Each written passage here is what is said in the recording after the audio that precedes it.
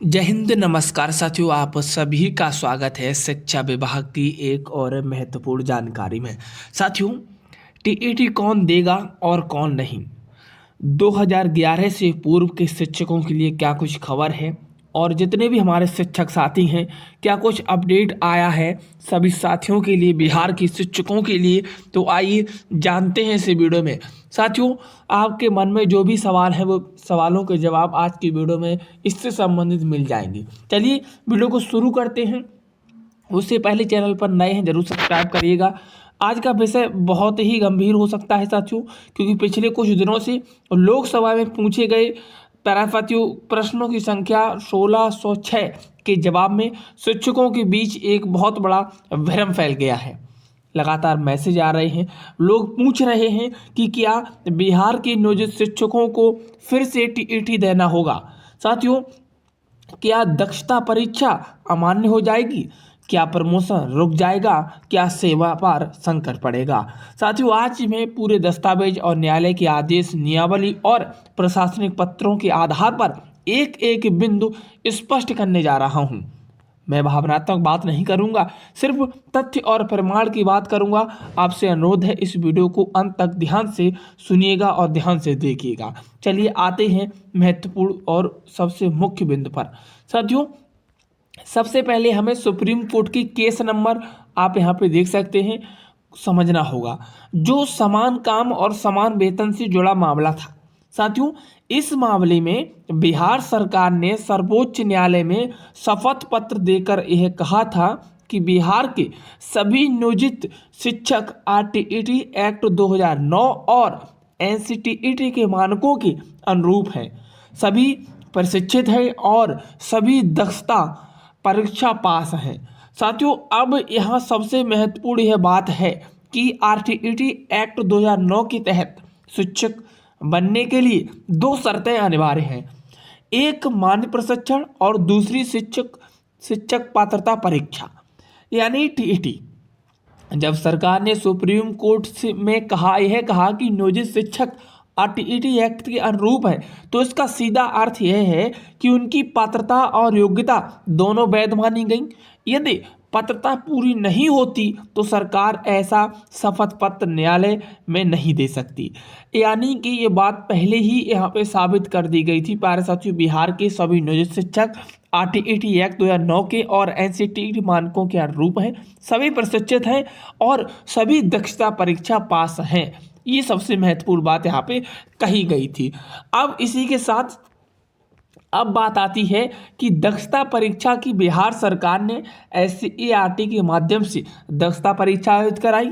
STET राज्य के अधिकृत शैक्षणिक संस्था है, यदि कोई निजी संस्था नहीं है।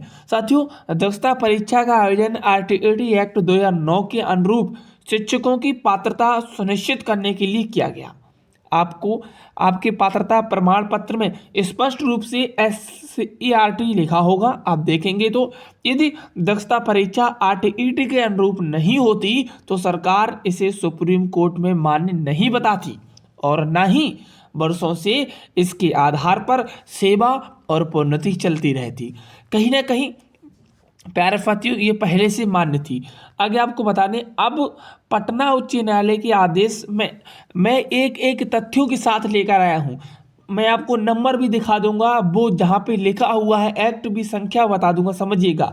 अब पटना उच्च न्यायालय के आदेश, यहाँ पे आदेश संख्या लिखा हुआ है, उसे आप देख लेंगे तो इस आदेश के पेज नंबर 10 के पैराग्राफ 12 में उल्लेख है कि बिहार सरकार ने आरटीईटी एक्ट 2009 के अनुरूप शिक्षकों को शैक्षणिक योग्यता सुनिश्चित करने के लिए कदम उठाए। एससीईआरटी का गठन किया गया, दक्षता परीक्षा आयोजित की और शिक्षकों ने प्रशिक्षण देकर केंद्रीय मानकों के अनुरूप बनाया। साथियों, यह न्यायालय के रिकॉर्ड में दर्ज है, कोई मौखिक दावा नहीं है। कोई भी व्यक्ति इसे डाउनलोड करके पढ़ सकता है। आप यहाँ पे देखेंगे तो इसे डाउनलोड कर लीजिएगा और पढ़ लीजिएगा। साथियों, अब नियमावली 2020 की कंडिका 16(2) को आप देखें तो इसमें स्पष्ट प्रावधान है कि कालबद्ध प्रोन्नति के लिए दक्षता परीक्षा या टीईटी में से कोई एक पास होना अनिवार्य है। यदि दक्षता परीक्षा मान्य नहीं होती है तो जिले में कालबद्ध प्रोन्नति की शपथ तो सब जो प्रोन्नति के पत्र हैं वो जारी नहीं होते। यदि पाया साथियों ये दक्षता मान्य नहीं होती तो, लेकिन पूरे बिहार में प्रोन्नति की प्रक्रिया चल रही है और जिला शिक्षा पदाधिकारी स्पष्ट रूप से लिख रहे हैं कि दक्षता या टीईडी में से एक होना आवश्यक है। इसका सीधा अर्थ है कि प्रशासनिक स्तर पर दक्षता को मान्यता प्राप्त है। जी हाँ साथियों, अब सुप्रीम कोर्ट के हालिया आदेश जो आया है उसको लेकर बड़ा भ्रम फैलाया जा रहा है कि सेवा में बने रहने और प्रोन्नति के लिए टीईडी अनिवार्य है, लेकिन बिहार के संदर्भ में स्थिति पहले से स्पष्ट है, क्योंकि यहाँ दक्षता को टीईटी के समकक्ष मानते हुए प्रक्रिया पूरी की गई। इसके लिए जो शिक्षक दक्षता पास हैं वे सुरक्षित हैं, जो टीईटी पास हैं वे भी सुरक्षित हैं साथियों।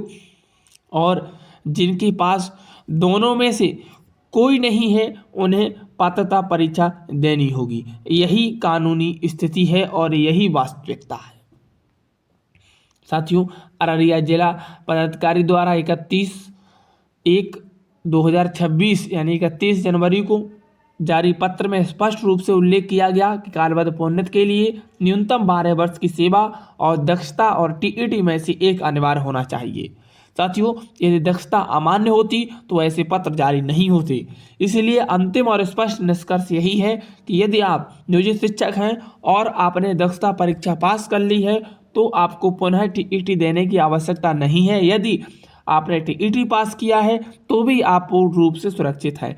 केवल वे शिक्षक जिन्हें न दक्षता और न टीईटी प्यारे साथियों पास हैं उन्हें पात्रता परीक्षा देनी होगी। जहां तक विद्यालय अध्यापक या विशिष्ट शिक्षक कैडर का प्रश्न है वहां नियम अलग हो सकते हैं और अंतिम निर्णय सरकार के प्रावधानों पर निर्भर करती है साथियों। आप सभी साथियों से निवेदन है कि अफवाहों से बचें, आधी अधूरी जानकारी पर विश्वास ना करें, आधिकारिक दस्तावेजों को पढ़ें, कानूनी नियमावली और न्यायालय के आदेश स्पष्ट हैं। यदि आपने दक्षता पास की है तो घबराने की कोई आवश्यकता नहीं है।